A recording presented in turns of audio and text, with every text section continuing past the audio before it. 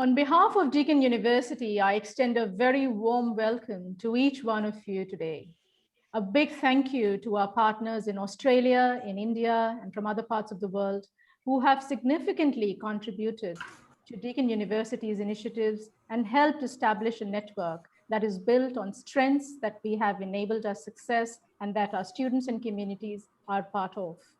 In its 27 years of engagement in India, Deakin University wishes to re-emphasize its commitment to India and to all its partners, friends, alumnus, and students.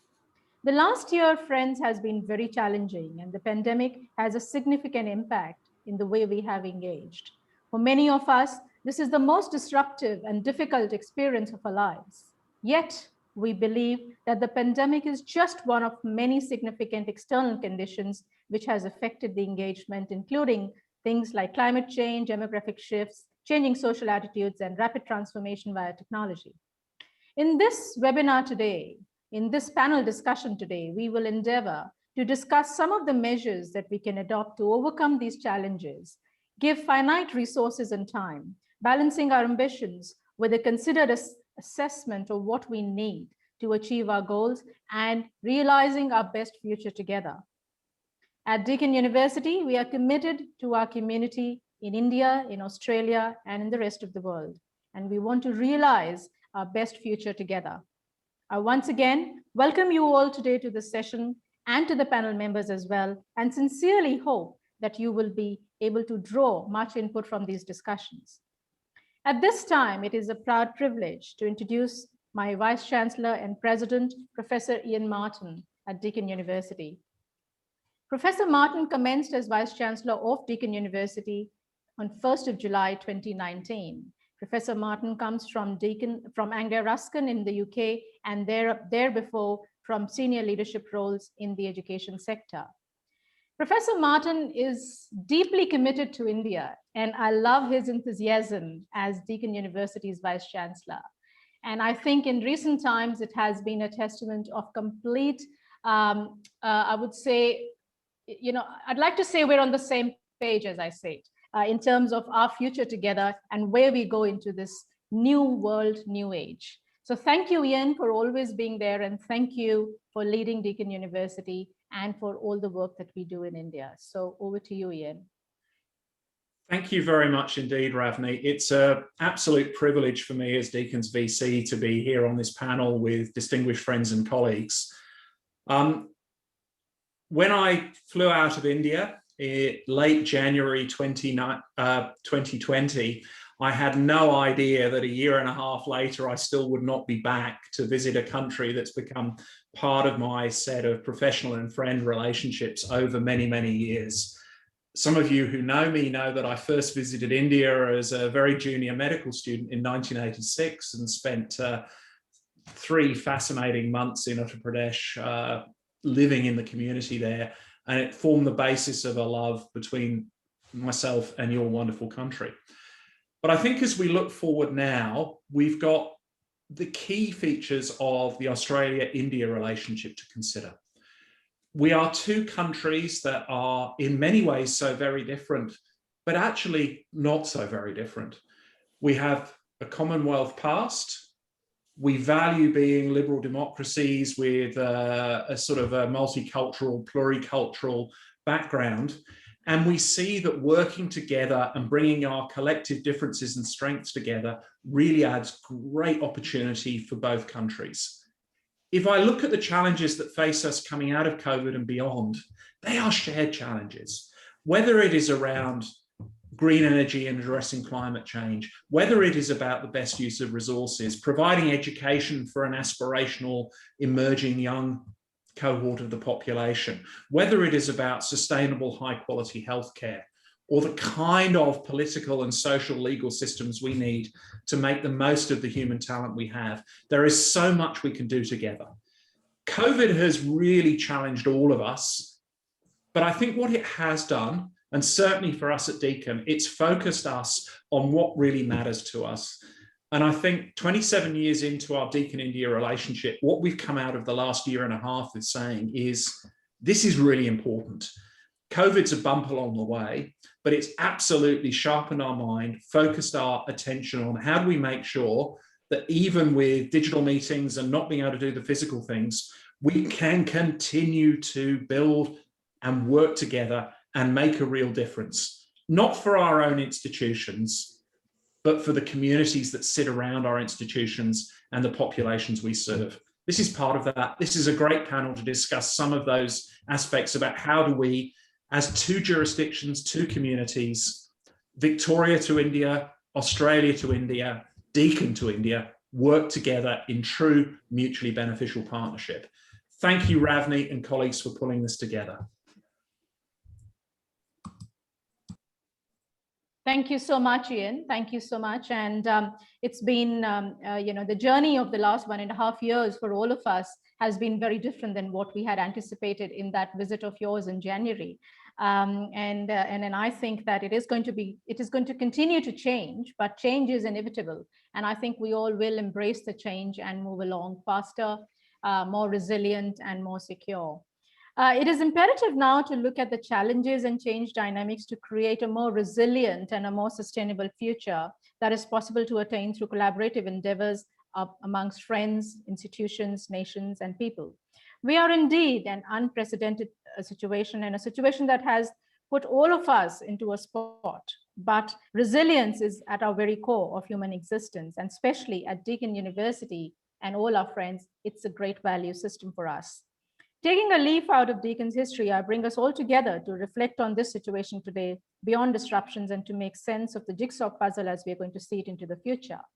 It is now an absolute pleasure for me to introduce my panel today, a very, very distinguished panel. And like I said, all my favorites on this panel and all friends of Australia and India. I will start by introducing Michelle Wade, who is the Commissioner to South Asia, State Government of Victoria. She's highly experienced international trade official and has held senior diplomatic positions for the Australian government in Italy, Malaysia, and Spain. Michelle commenced her current role in Bangalore in September 2017 and has previously managed Queensland Global Network and Business Skill Migration Program. Thank you, Michelle, for being on the panel. I'd now like to introduce Ambassador Navdeep Suri, who is a distinguished fellow and a director, Center for New Economic Diplomacy at the Observer Research Foundation. He is also the co-chair of the Federation of Indian Chambers of Commerce and Industry National Committee on Dubai Expo and an advisor to several prestigious international organizations. Ambassador Suri completed a distinguished 36-year career in the Indian Foreign Service in 2019. He was Indian High Commissioner to Australia and Ambassador to Egypt, UAE, besides other very senior diplomatic positions globally. Thank you, Ambassador Suri, for being with us today. Pleasure. I'd now like to introduce Mr. Jim Verghese, AM.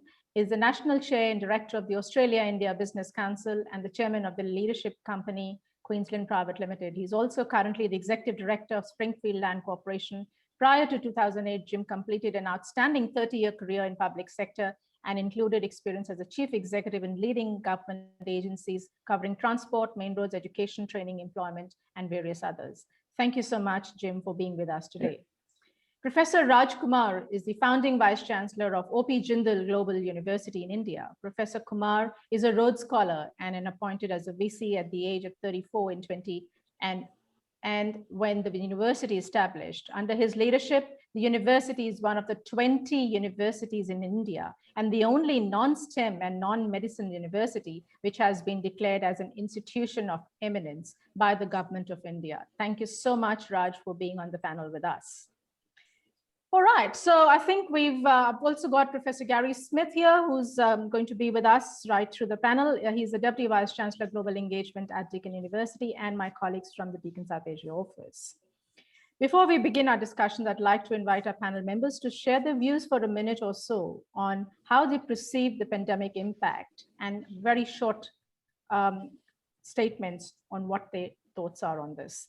So Ambassador Suri, if we could start with you. Thank you, Ravneet. It's good to meet Professor Martin and some old friends again. Look, even as we start talking about a post-COVID recovery and how things are going to proceed here on, I think it's important to recognize that in India, we don't feel anything post-COVID right now. We're very much in the middle of the pandemic, even though the numbers have improved over the last 3 or 4 weeks, but there's a long ways to go. And I think we are all getting ready, sort of bitten by the experience of the last couple of months to try and be ready if there is a third wave.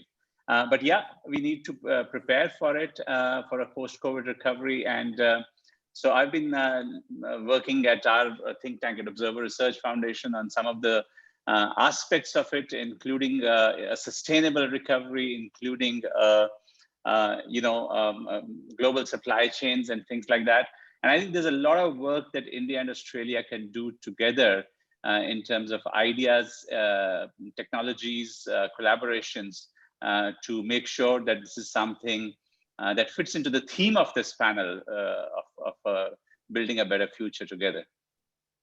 Thank you very much, Ambassador Suri. Michelle? Thanks, Ravneet, and it's great to be here today. I was lucky enough in a very short moment that I was able to travel for work to catch up with Ravneet in late March in Delhi. So I'm normally based in Bangalore, but I'm back in Melbourne now. Just in terms of the impacts of COVID, I think it took us something this disrupted and this disruptive to really sort of focus and refresh our work and the things that we're working on.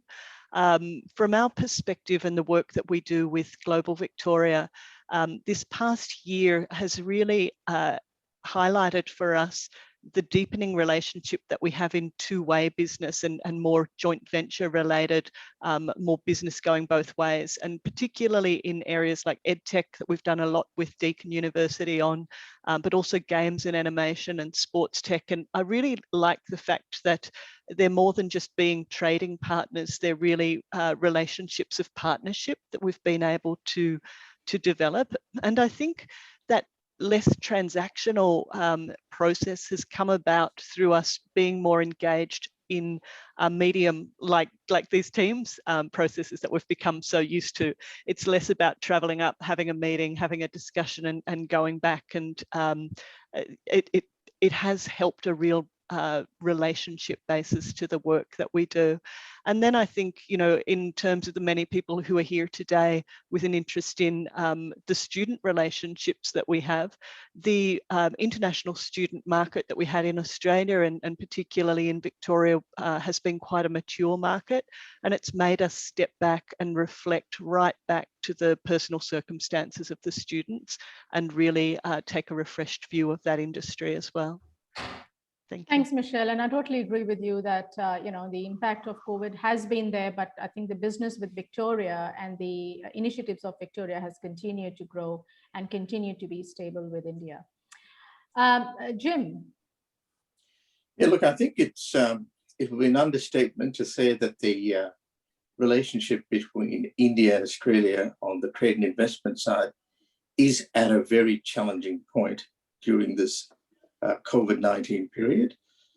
We've had challenging moments both with the Indian diaspora, connecting to India with the restrictions, with the movement on travel, with international students. And we've had to, in this process, also work in an encouraging way with the Australian government and the state governments and the government of India in maintaining the momentum on trade and investment. It is, in fact, almost a year since the Modi-Morrison Virtual Summit, where over 9 key areas were outlined, from everything from cyber to defense to defense cooperation, governance, etc. I guess the importance of all of that is that it is a framework, it's a 9-point framework that we should keep in mind in spite of the current challenges we have. And I would say that this is from an Australia-India Business Council point of view, our restructuring of having industry chairs to match those sectors is working well, working with the presidents who provide the leadership in each state. And I think we have a very good opportunity here to think positively and move ahead on each of those areas and increase the trade and investment. And I would say that the big challenge is use this time to identify what specific trade and investment opportunities are there, particularly in health and supply chains. Look where there is an opportunity or a golden cage that you could do a deal in. And then very importantly, lock it up so you do get a deal. We're looking at establishing Australia-India business enterprises as a way to move it along. So in that vein, and practicing what I preach, the Springfield City Group and the AIBC are holding a joint event on July the 7th to attract the best and the biggest of the ICT companies to invest in Springfield and its knowledge precinct. And we've issued an invitation only in the last 24 hours to the Prime Minister of Australia and the Prime Minister of India to participate in this event. We think it's an important time to actually reinforce the importance of Indian investment in Australia and vice versa. So those would be my opening comments as a panelist. Thank you very much. And yes, absolutely, Jim. I think that getting the leadership of both the countries and then, of course, business to business trade and investment is a very important integral part of going into this future. Professor Raj Kumar. Well, thank you very much, Ravneet, and great to see you, Jan, and all other friends as well. Listen, we have talked a lot about how devastating the COVID-19 crisis has been for everybody, including the higher education world. But I also want to add that one of the remarkably inspiring aspects of the COVID-19 crisis is the extraordinary resilience demonstrated by education institutions, universities, schools, colleges across India and around the world.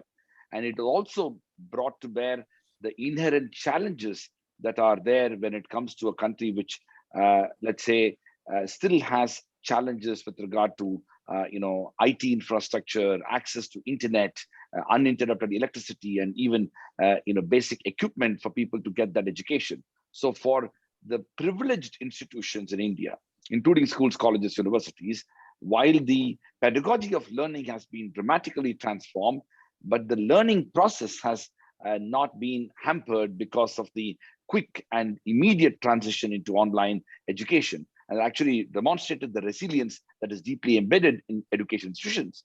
But also it's brought to sharper focus why in the future it's important for us to invest in this type of infrastructure that is absolutely critical, because the reality is a large part of India, including schools and colleges and universities located across rural parts of India, but also many urban areas, if you don't get there physically into an institution, you simply don't get education at all. This is actually, this has the potential to make the policymakers to have a priority when it comes to building this type of infrastructure. Of course, it also has demonstrated our ability to collaborate. I think never before in the past, we've been able to work closely with institutions around the world, including in Australia, and Deakin has been providing that leadership. So there are those outcomes which we are seeing, and I believe some of those things will be available for us to build on even in a post-pandemic world. Thanks, Raj. And, going from, this has been a year of, I think, change for India as well, because we had the national education policy, which you very well summarized in your 10 pointers. And I refer to that a lot in my discussions. But yes, I think that has been a big change for India in the education space. But also, I think you say very correctly that the challenge of India-Australia partnership is in ensuring that the Indian education system gets the value added nurturing from the Australian system and ensuring that we are able to deal with the challenges that India goes into the future with will be a very important part of the Australia-India relationship. So thank you for your introductory remarks, everyone. I might just turn to my Vice Chancellor and ask him, Ian, the need to focus on using human potential to create solutions that will support a robust and sustainable recovery from COVID-19 is absolutely very key and inevitable. Any thoughts, any key ideas around what you think for yourself and for Deakin there? But ultimately, the way out of the consequences of COVID will rely on the ingenuity and capabilities of our respective communities. There is no two ways about that. Second point is that for both our countries, education is pivotally important. It's not just those coming out of school into university for the first time, but it is that lifelong adaptation. We've seen over the course of the last 12 months that changes to industries have accelerated. The move to digital delivery in so many areas has accelerated. That's left a cohort of very skilled, very capable individuals in the middle of their career looking for things to take a different turn, a different direction. And again, I think the higher education, the post-18 sector is going to be vital there. But ultimately, the solutions to our challenges will come from that human potential. They'll come from the ingenuity of our population. And we need to work collectively together to be able to harness that and do it in the best way we can. And I think one of the challenges that we face in working together is how do we bring the capabilities of the institutions we have in Australia with our partners in India to look to delivering in different ways that will enhance India's opportunities to deliver against the sort of the national education strategy, which is so important. So this is it's the challenge we've got, but it's also the solution. And I think spending some time now thinking about how can we collectively do that is the most important thing we can do. Because ultimately, if we can give people the skills to adapt and change, those problems will be solved in small, medium, and large communities. Absolutely. And I think that challenging times do pose opportunity as well. And I think that harnessing human potential between both countries is a very integral part of that. Michelle, how are we harnessing the power of the diaspora and the business communities on moving ahead more strongly? Thanks, Ravneet. It's an interesting question because the diaspora for us from India, I think, is just one of our most important tools that we have in terms of growing the relationship at a business level and at a person-to-person level as well, and also at a student engagement level. I think one of the more interesting things, as I said in my opening remarks, and looking at how we look after our student cohorts, is making sure those students are having a deeper and broader experience while they're studying in Australia. So from a business perspective, we've recently just starting a prototype via Rotary to engage more with individual students and mentors and mentees, which I think is really exciting, because I think it took the pandemic for us to step back and look more deeply at the student experience and how we can get these people better engaged more easily into the business community. One of the other things I think that's become really apparent to us, I mean, we're at a really interesting time in Australia right now, is that our normal employment figures and available employment is really limited by our lack of migration at the moment. And I don't think we've really been working with our business community to understand well enough the post-study work rights of students in Australia. And I think this is a time now that we'll really be working to change that dialogue and help people understand those opportunities for students as well. So for us, a lot of the work that we're doing now is mobilizing diaspora and diaspora business to engage more with our student community, but also making businesses who are now having to look harder than they've ever looked before for good employees to be more aware of the value of the international student population that we've got here in Victoria. Yeah, and I think that the challenge is, of course, movement between the two countries as well. So, we hope to see that happen sooner than later, so that it starts to, even if it's sort of very small and very simple steps forward, we hope that those steps will come forward and the governments will support that. Professor Kumar, what, according to you, are the very key measures to strengthen and deepen the India-Australia higher education engagement? Well, listen, in fact, I've been thinking about this, that how do we build the next, or rather create the next level of engagement between India and Australia. In fact, the Australian universities and Indian universities, many of them, including us, we have very good partnerships. We do lots of things involving researchers and students and faculty and staff and things like that. I believe that the pandemic has provided some very unique opportunities, and we should begin to prepare ourselves to think in a dramatically different manner. And one of the ways by which I do think the opportunity that has presented itself is that it may be a time for us to revisit the very idea of international universities coming into India in a more physical presence manner, but not necessarily having an independent existence of its own, as it comes with significant regulatory barriers and challenges, but in many ways using the national education policy, the Institute of Eminence policy, and the other progressive policies that have been implemented by the government in more recent times to see to what extent substantive physical presence of international universities, especially from Australia, could be made possible in India. Now, one of the reasons I am beginning to be optimistic about that idea is the fact that one of the big challenges of any international education for Indian students is the lack of access to resources. The fact remains that despite significant access issues in the form of scholarships and fellowships offered by universities such as Deakin to Indian students, the reality is most Indian students simply cannot afford to and aspire to go to any part of the world, including Australia. And it is also true that the very framework of that costing model of higher education can be significantly altered if we can develop a new imagination for the physical presence of these universities, tied up with existing Indian institutions, yet having an institutional identity in contradistinction to the host institution itself. This requires a lot of innovation, a lot of creativity, but I do believe that we can offer high quality education from the Australian standpoint to Indian students at a significantly lesser cost. I believe this is one big idea that should be explored.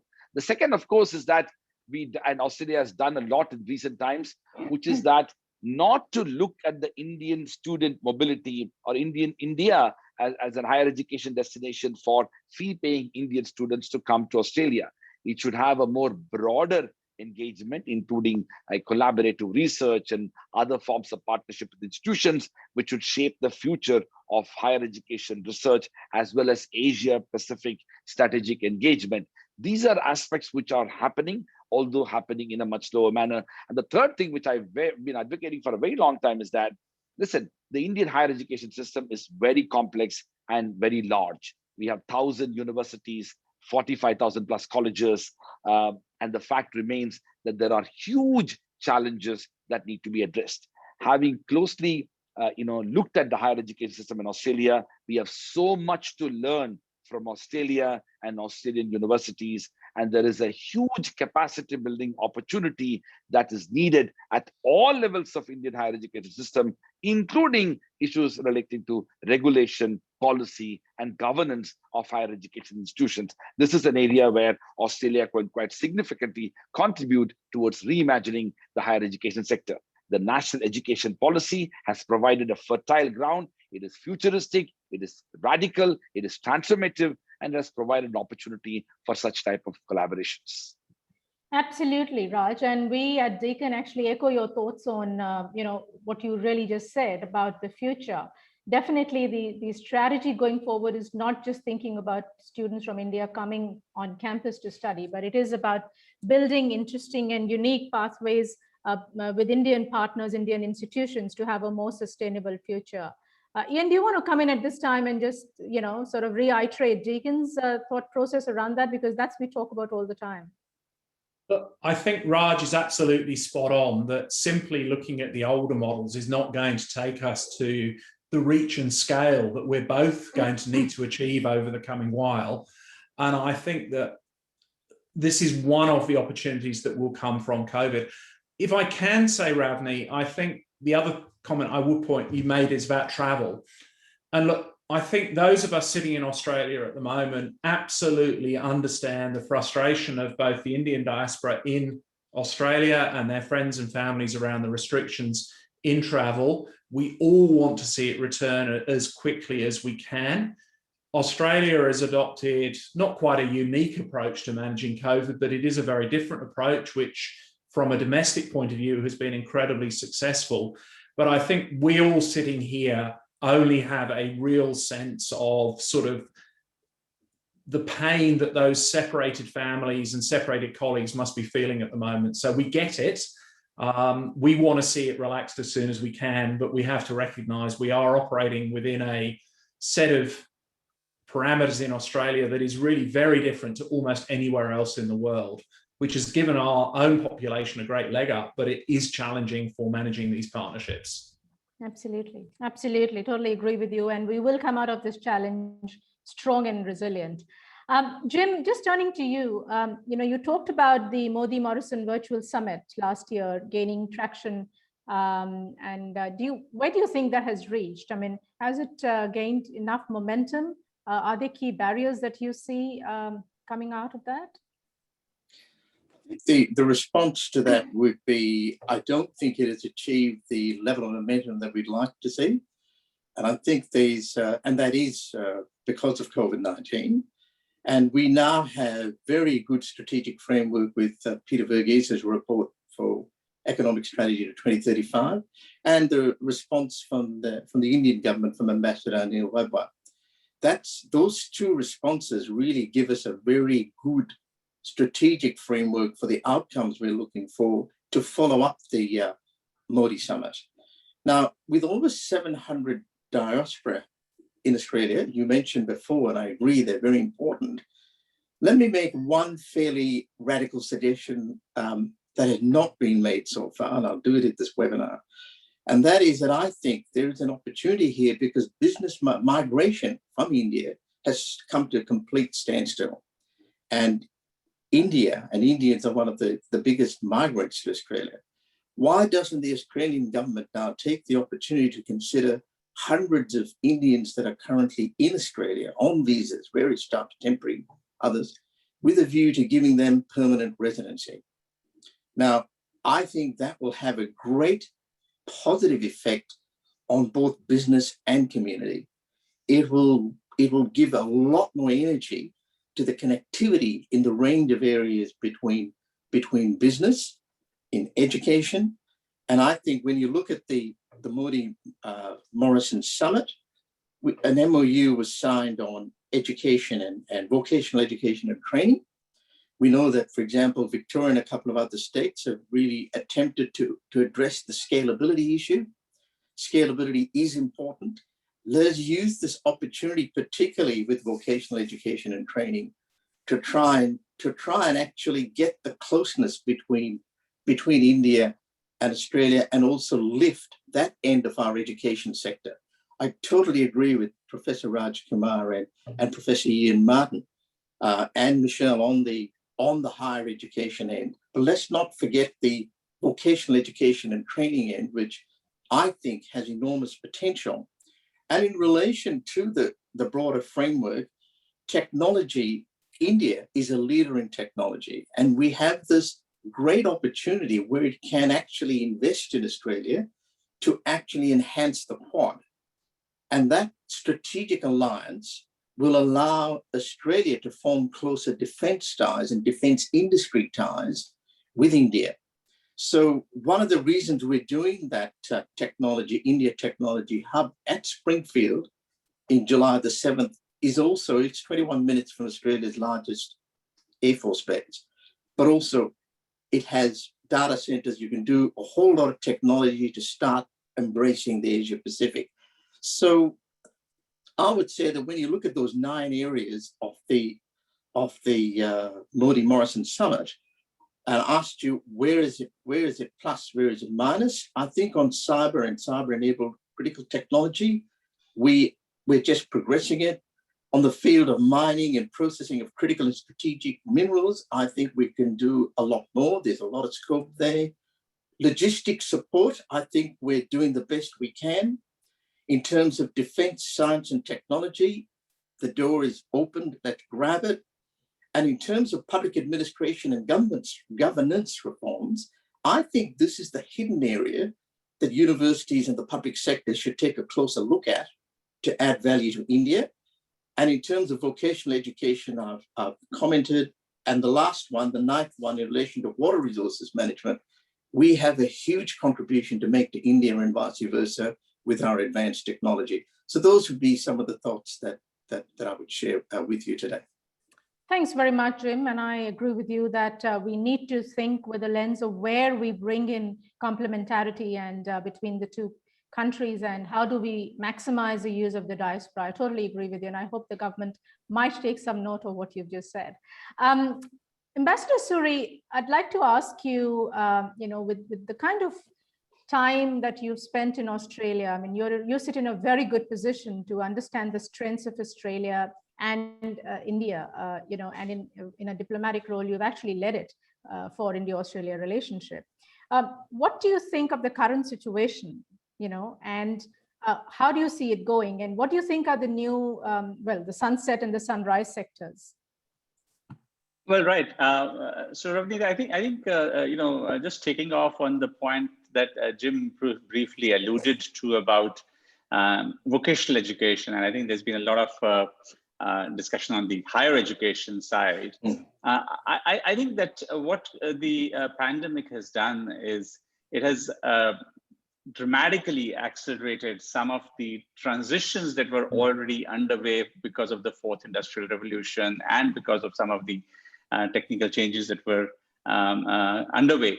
I don't think any of us anticipated the speed with which all of us would embrace the work from home or the speed at which Zoom or other platforms would evolve. What it is also going to do inevitably is that in a number of industries, take banking as an example. I don't remember the last time I visited a bank. What's going to happen to all of the people who used to be your tellers, etc.? And we still have hundreds of thousands, if not millions of them in our bank branches. But we are also the country which is moving most rapidly to electronic wallets and the the unified payment interface that we've come up with makes it a breeze to make any kind of payment electronically or digitally. So I'm just taking banking as an example that what COVID has done is it's accelerated the transitions. And you don't know what's going to happen to people who are in those sunset industries or sunset sectors where they will need to transition to other jobs. What it means is there's going to be a huge requirement for reskilling these people. There is also a need to focus on where they could go next. And we accept that these are historic shifts that are occurring that we are witnessing today. So which are the sunrise industries in which you could potentially employ people who are going to get laid off because of the industrial changes that are taking place? And that's where I see a scope for India-Australia collaboration, because universities like Deakin or some of your excellent skills development and vocational education institutions have a lot of capacity in this area. So a thought that I wanted to leave with the panel is, can we look at an attempt to map sunset sectors with sunrise sectors, but also map the transitional skills that are needed for people to actually move from an area which you can see is going down before your eyes, and what kind of skills are going to be needed to upgrade them to move into new sector, because I think it's going to be painful, the transition that we are witnessing. We've had industrial revolutions before, but perhaps never in such a compressed time frame that we are seeing before our eyes today. The other area where I thought that India and Australia can really collaborate very effectively, and again, references were made by Jim to the Modi-Morrison summit. But one of the important things in that was trying to improve supply chain resilience.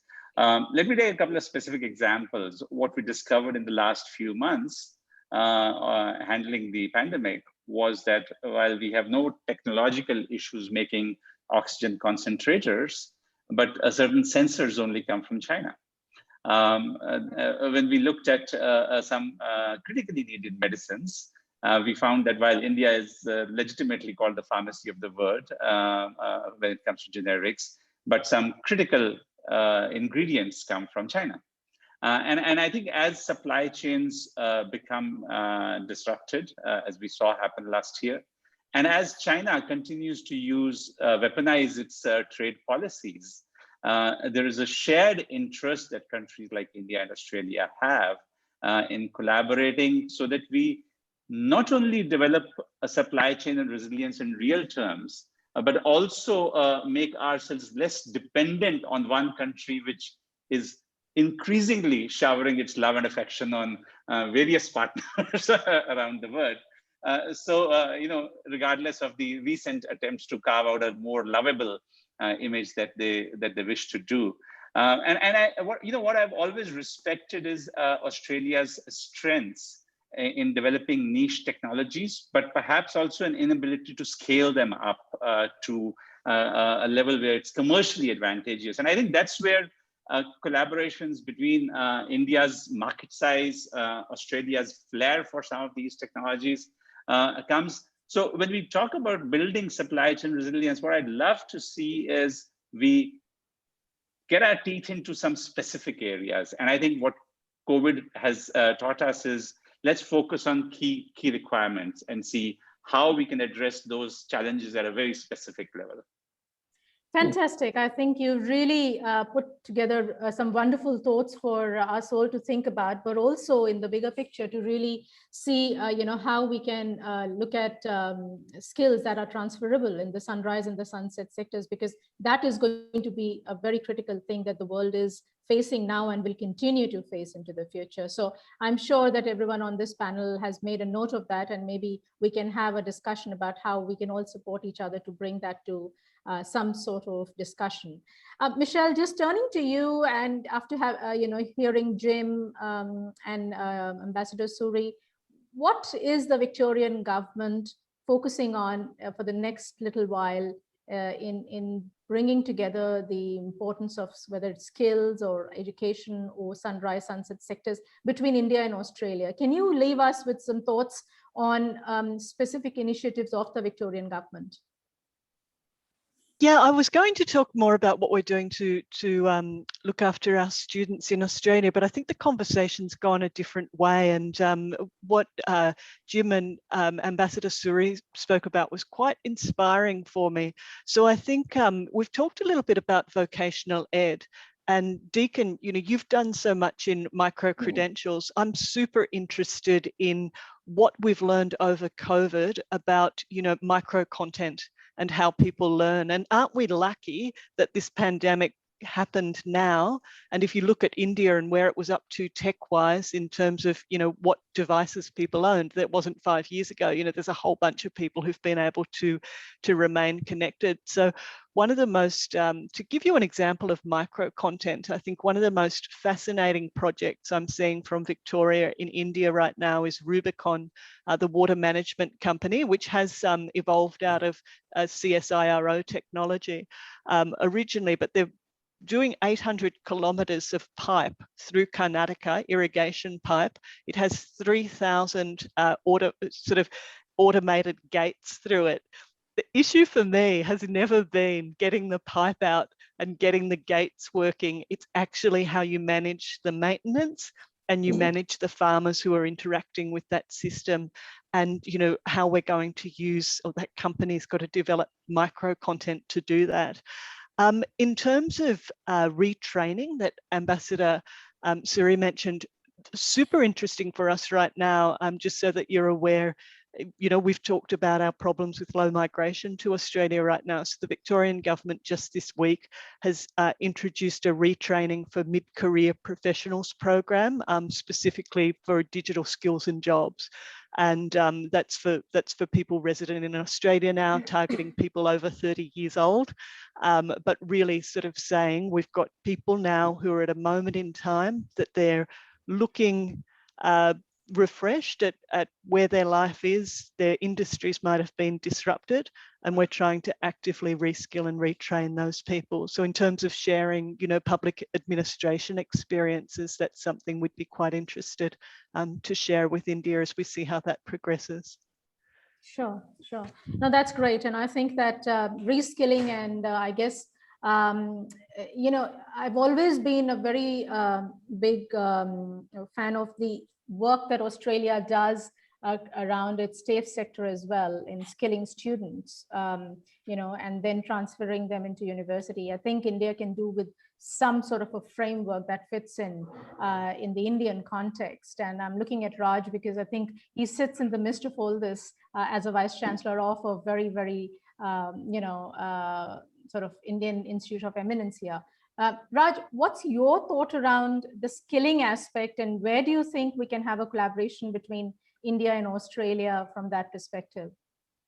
Yeah, thank you, Navneet. I've been closely hearing the comments made by our distinguished panelists here. I slightly have a very skeptical view about what we have done. Vocational education in India has been largely a disaster. It's been pretty ineffective. A few years ago, there was a study, I think Team Lease had done a study, and the study shown that more than 60% of the candidate, people who have gone through this, they don't have jobs. The job market is so limited. The opportunities, there's a disconnect between the kind of jobs that are available and the skilling efforts. So if I were to make we really need to think hard on the way we have been doing this for a very long time.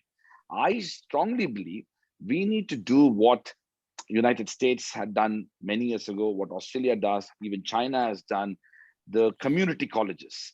We need to build, absolutely world-class community colleges so that these community colleges become, meaningful opportunities for people to aspire to study, and then a job opportunity out there emerging out of it.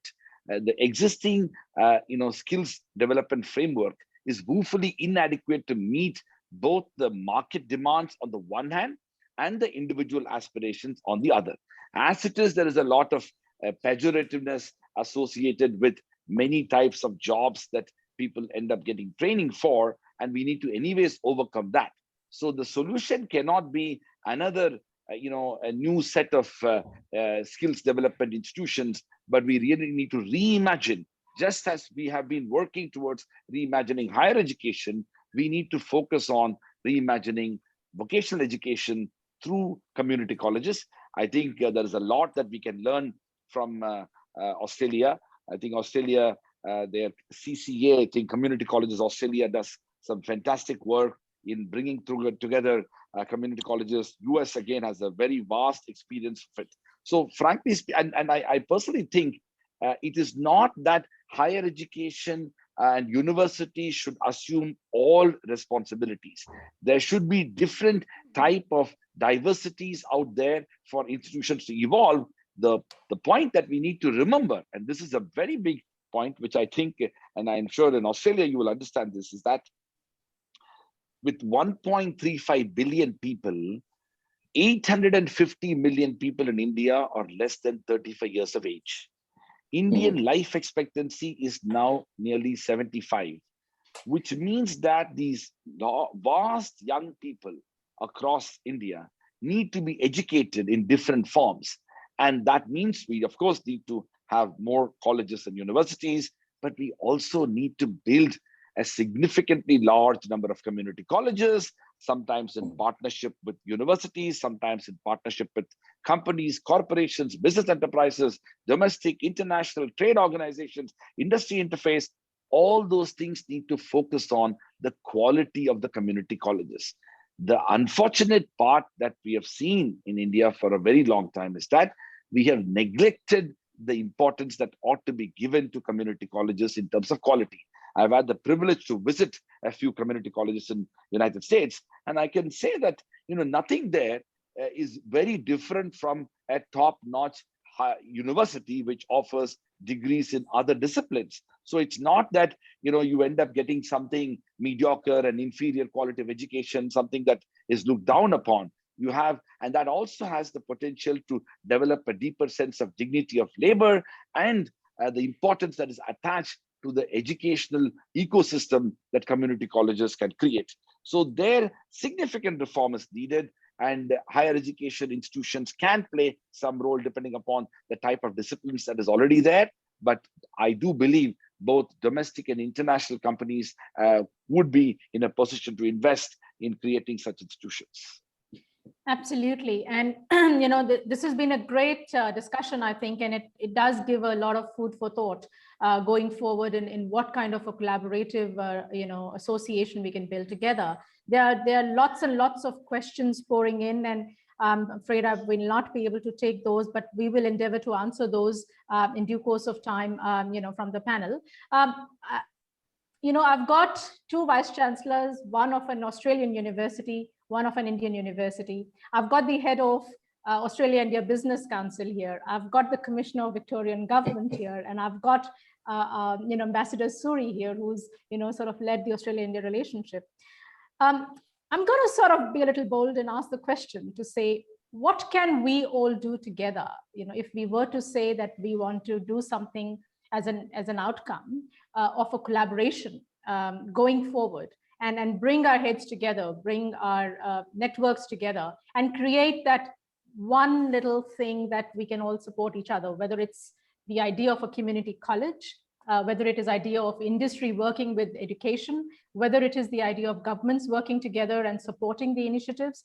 I mean, because you are such a distinguished panel, and because you are the people that can make this happen, I would like to throw this question, and we've got the last sort of 8 minutes to go. So I might just ask each one of you to give your very, very specific one or two things that you'd like to leave us with as a possible next steps to maybe get everyone else, not on a panel, but on a discussion to make things happen.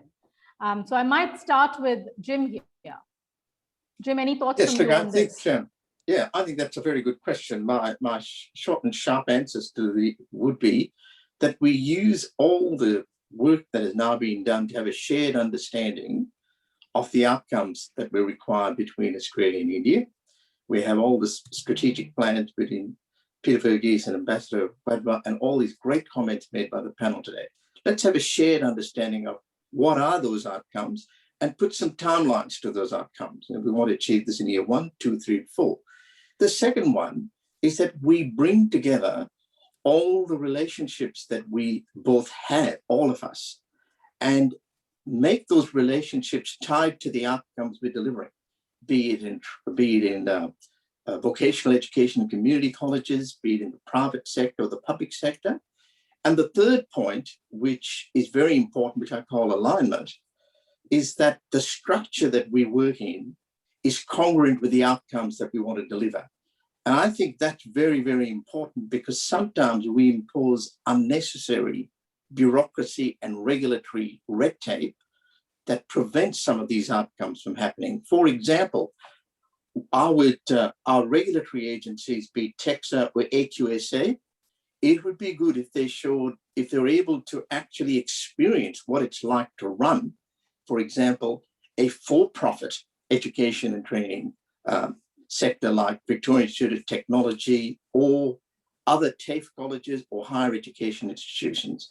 So the regulator needs to also understand the value add that needs to happen to deliver the outcomes. The second part of alignment is that we all share the feedback, positive and negative. And you can see from this panel today, excellent feedback on what we would see more of and less of. And lastly, we need to look at our joint collective capability and social capital capability to make things happen. So that's how I would summarize where we need to go through. Thank you. Thank you. Thank you, Jim. Absolutely well said. We've made a note of those things. We could have discussions on that. Ambassador Suri, your thoughts? Yeah, I think that, at two levels, what Raj was saying about community colleges and what I was saying about skills. Even when I was in Australia, I used to say that I was a great fan of your skills institutions and your vocational education institutions. But the challenge was you have a very high quality, high cost, low volume model. How do we transform it into a good quality, high volume, affordable cost, low cost model, yeah. model to make it relevant to Indian pockets? And that was one challenge. And the other, and I don't know whether it'll fit into the skills side or into the university side, but I think it's more on the skill side. As I would still give precedence to looking at how do we reskill and upskill people who are going to be at the receiving end of the technological shifts that we are seeing, because I prioritize it because you have an opportunity to impact on the lives of so many people who are going to be at the receiving end of disruption. Absolutely, absolutely, very well said. I think the challenge is to find that sweet spot and to see how we can come up with something that would actually work. Raj? Well, listen, I strongly believe that the foundations for the India-Australia engagement ought to be based upon strong and substantive collaborations in the education sector, in particular higher education. We really need to invest more when it comes to looking at education in the form of capacity building, but also in relation to healthcare. Now, I'll give you a very simple example. For example, India has significant, a shortage when it comes to doctors, but most people don't talk about it. But one of the biggest crises that we are facing is that we hardly have schools of public health, for example. A population with 1.3 billion people with so many challenges of health-related aspects as we face the pandemic, we don't have enough schools of public health, which are seriously advancing the cost of health. So that's another area where Australia and India can work together. The third, I do believe, and this is something which is very important, and I think Ambassador Suri alluded to, is that we really need to come together as democracies, as countries which believe in ideas of pluralism and democracy. And that is a stronger commitment that both Australia and India ought to make within the Asia Pacific region, because those are not, once you start making that commitment, that actually ends up transcending the economic dimensions of the relationship. These are about fundamental values that we as nations and societies are committed to, and that ought to be taking precedence over anything else. And that's ethical and moral choices that we have to make as people, as societies, as governments. And lastly, I will say, we need to depend less on our governments to be able to build this relationship. We need to build relationship that will transcend governmental engagement and make what our Prime Minister keeps talking about, an Atmanirbhar Bharat, which is essentially a country which is not dependent upon anything and anybody else. The concept of that Atmanirbhar, which he talks about, is actually about empowering institutions and industries and societies and reducing the dependence, including of the government. Absolutely, and well said. And I do think that we are moving in that direction for sure, with the NEP and all the other things that are happening in India. So I do hope that we do see more empowerment coming on to the decision makers that can actually make things happen. Michelle, some thoughts, quick thoughts from you? Thanks, Ravneet. Now, you've promised me this would be an empowering and upbeat conversation, and it has been. I think it has pulled us out of the depths of self-pity of where we've been the last 12 months. So from my perspective, and so much has been said about skilling this afternoon and the friendship and the relationship that we have with India, if there was something that I would love to see come out of all of this, it's that Australia and Victoria and our providers were more generous with some of the content that we have, that we share that at an early level, if you like, and create some micro courses addressing some of this need to upskill this enormous young population of India. Content is a constantly changing beast. There is no value for us to hang on to it. And I would love it if we could go forward and create a wealth of courses, of early stage courses to inspire this young Indian population on a lifelong journey of learning through providing early content in a format that they're now capable and have access to be able to use. Absolutely, and I can tell you that Deakin University is on that path. We are already doing that with a lot of our partners, and we will continue to do that.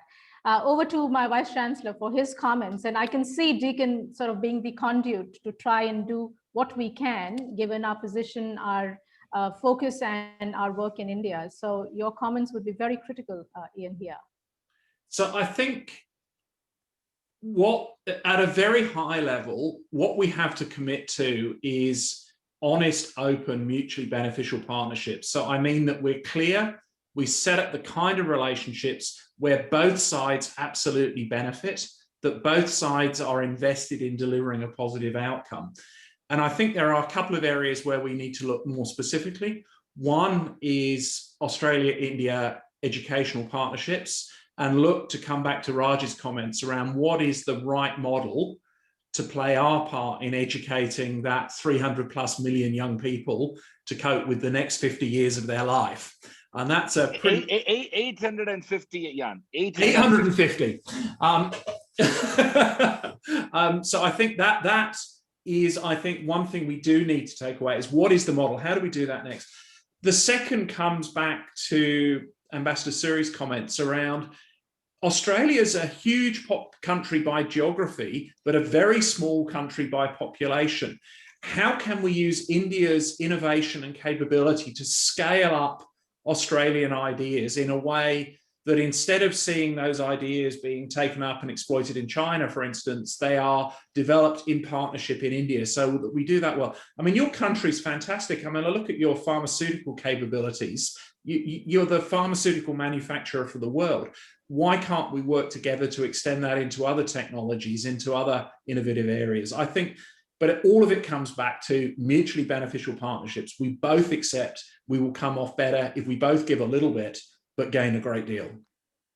Absolutely, Ian. And I think that what I will endeavor to do is continue to have these discussions and dialogues with each of you, and start to put something together that might work, keeping in mind, of course, mutually beneficial partnerships. I mean, Jim brings in all the energy from the industry side of it and the government side of it.